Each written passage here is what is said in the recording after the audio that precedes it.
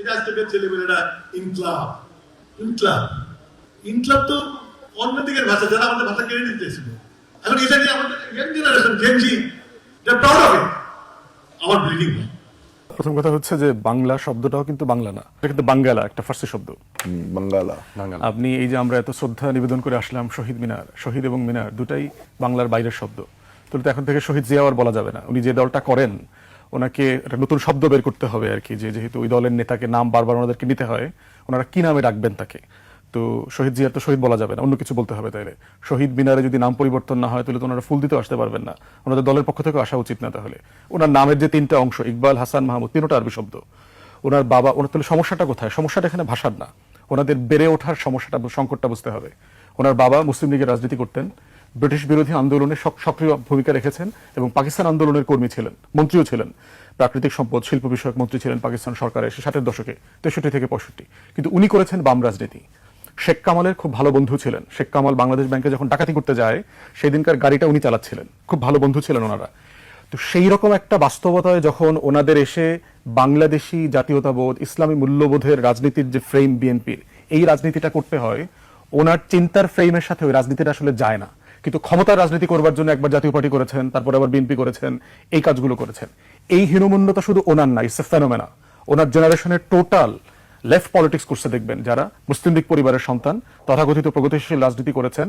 বামপন্থা রাজনীতি মানে কি, ধরেন আমি লেফট পলিটিক্স করছি, ইংল্যান্ডেও লেফট পলিটিক্স দেখছি। এরা হচ্ছে কলকাতার ভার্সনের বাম রাজনীতিটা করছেন।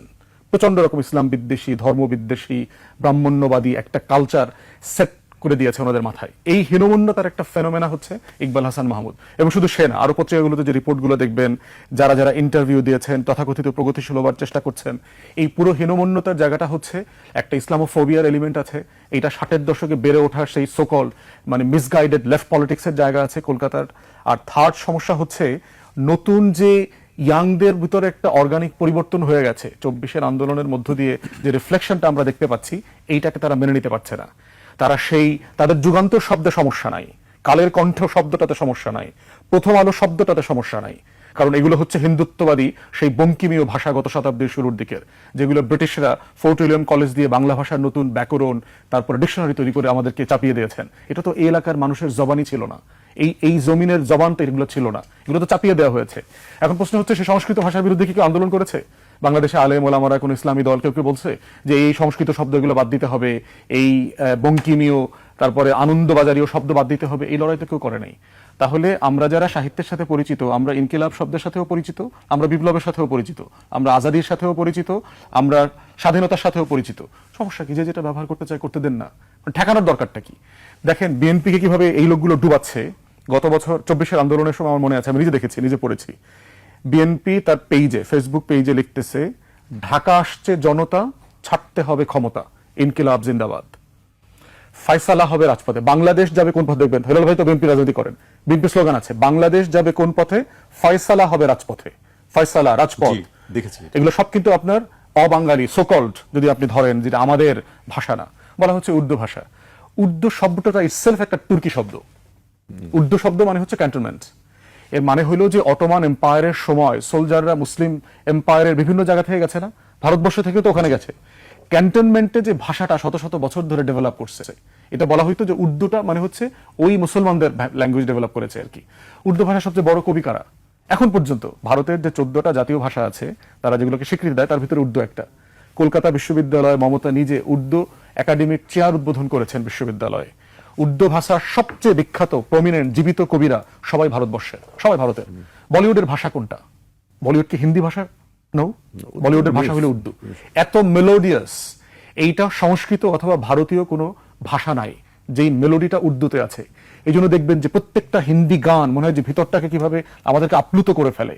হিন্দির যে মানে বলিউডের মিউজিকের কথা বলছি, উর্দুর যে মিউজিকের কথা বলছি, সেটা প্রচন্ড রকম আমাদেরকে তাড়িত করে। এখন প্রশ্ন হচ্ছে, আপনার কোনোটা নেওয়ার ব্যাপারে যেমন ফোর্স করার দরকার নাই, বাদ দেওয়ার ব্যাপারে ফোর্স করার দরকার নাই। 24-এর ফ্যাসিবাদ বিরোধী আন্দোলনে আমরা যারা সবাই কথা বলেছি, লড়াই করেছি, স্লোগানে মিছিলে উন্মুখ ছিলাম, আমরা তখন তো মাথায় আসে নাই যে এই কথাটা বলা যাবে কিনা। ওনার নামের মাঝখানে হাসান আছে, ওই হাসান নাম রেখেও কিন্তু হাসিনার বিরুদ্ধে উনি লড়াই করেছেন। দুটো আরবি শব্দ কিন্তু। আওয়ামী আর লীগ, এটা যে বাঙালি শব্দ না, বাংলার শব্দ না, এটা নিয়ে কি বাংলাদেশের সুশীলরা কোনোদিন প্রশ্ন তুলেছে? যেই আওয়ামী উর্দু শব্দ এবং লীগ ইংরেজি শব্দের ফ্যাসিবাদী দালালরা শহীদ মিনারের অবাঙালি শব্দে গিয়ে 21 রাতে ভাষার জন্য ফুল দিয়ে আসছে, তাদের খারাপ লাগে নাই, লজ্জা লাগে নাই?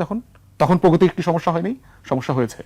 এখন এই জন্য হচ্ছে এই হীনমন্যতা, এই দালালি হচ্ছে কলকাতার যে কালচারাল ফ্যাসিবাদ আছে, এই ফ্যাসিবাদের একটা নগ্ন হস্তক্ষেপ। আমরা যখন ইন্ডিয়ান হেজিমনির বিরুদ্ধে কথা বলছি, দিল্লির আধিপত্যবাদের বিরুদ্ধে, আমরা দিল্লির পলিটিক্যাল হেজিমনির বিরুদ্ধে কথা বলছি, কলকাতার কালচারাল হেজিমনির বিরুদ্ধে কথা বলছি, একসাথে বলছি। এবং আমি বুদ্ধিজীবী এমআর আক্তার মুকুলের কলকাতা কেন্দ্রিক বুদ্ধিজীবী বইটা মানুষের পড়া দরকার। যারা এই দালাল সম্প্রদায়কে এখনো চেনে নাই, তাদের এই হেজিমনি সম্পর্কে বোঝা দরকার, পড়া দরকার। তাহলে যেটা হবে যে বুঝতে পারবে যে আসলে ল্যাঙ্গুয়েজের এই ব্যারিয়ারটা কৃত্রিমভাবে আরোপিত, প্রয়োজন নাই। আপনারা যদি করেন এটার গুরুত্ব আরো বাড়বে, এখানে এটা আরো বেশি এন্টি ইন্ডিয়ান হেজিমনির যে ফ্লো আছে, ফ্লেভার আছে, এটা তৈরি করবে। প্রগতিশীলরা আপনারা আরো বিপদে পড়বেন, আরো মার্জিনে চলে যাবেন।